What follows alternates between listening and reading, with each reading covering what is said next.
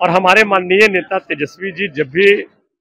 Law and order की सवाल आती है तो हमेशा सरकार को आईना दिखाने का काम करती है और जो 90% के आवाज दिया, ताकत दी, आने वाला समय में 90% की आबादी उनके साथ रहेगी। जिस तरीके से सर एक लड़की के साथ बलात्कार हुआ है सर, क्या कहिएगा सर? देखिए, ये अयोध्या में ही नहीं बल्कि बिहार में भी जिस तरह से लॉ एंड ऑर्डर गिरा है, ये बहुत ही गंभीर सवाल है कि हर एक जिले में जगदेव बाबू के जन्म दिवस के अवसर पर मेला का आयोजन हो, लेकिन ये सरकार पूरी तरह से लॉ एंड ऑर्डर संभालने में पूरी तरह से विफल हो चुकी है। ये सिर्फ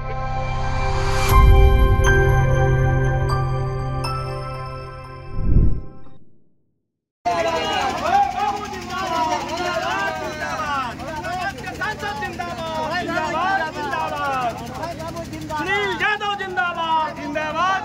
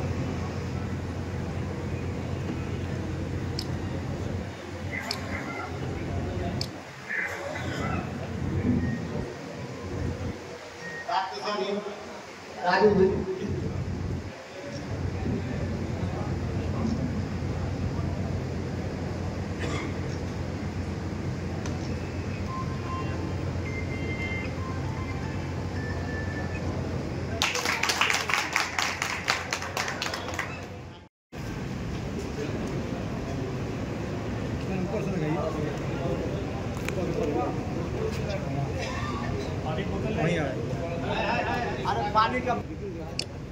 क्षेत्र पर माल्यार्पण करते हुए हमारे औरंगाबाद के सांसद माननीय अभय कुशवाहा जी और उनके साथ डेहरी के विधायक बाबू अमर रहे, बाबू अमर रहे। फतेह बहादुर जी के साथ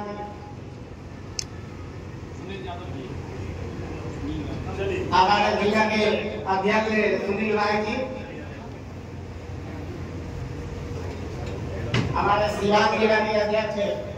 विपिन जी और पूर्व मंत्री सुरेंद्र राम जी काका के विधायक हैं,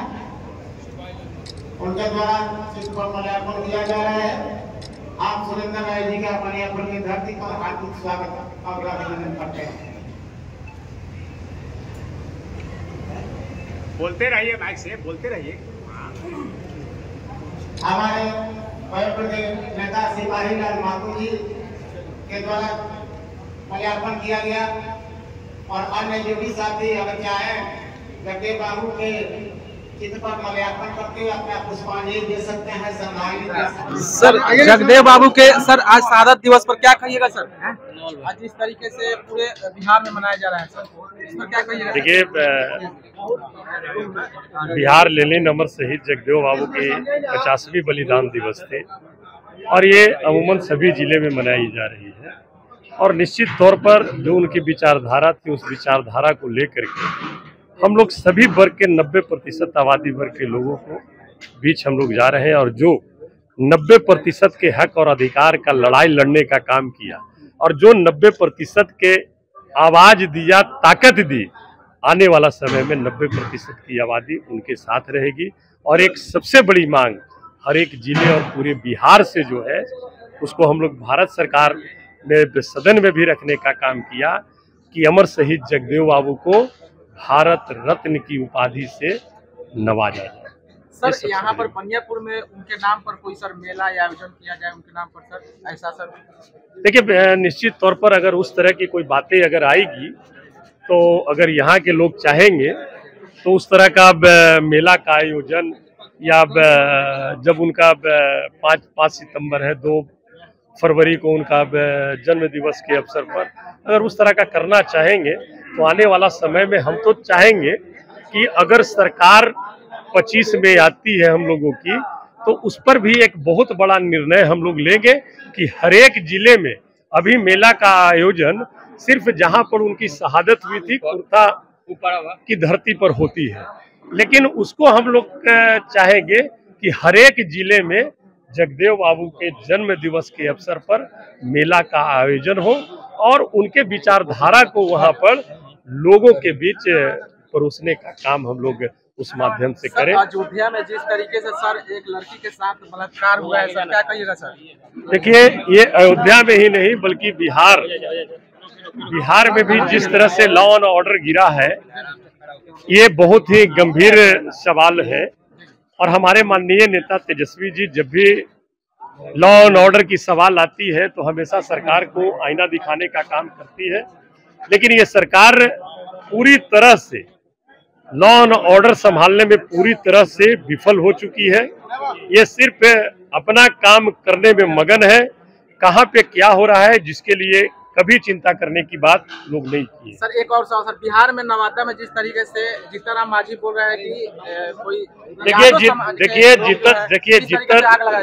जीतन राम मांझी जी जिस भाषा का उपयोग करते हैं, जीतन राम मांझी जी हो और एक और नेता है गिरिराज जी, ये सब भाषा के बदौलत ही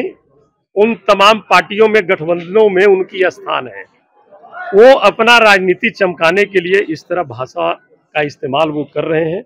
और निश्चित तौर पर उसकी जितना निंदा की जाए, हमारे नेता माननीय तेजस्वी बाबू ने 7 सदस्यीय कमेटी बना करके सबसे पहले नवादा भेजने का काम किया, जिसमें पूर्व विधानसभा अध्यक्ष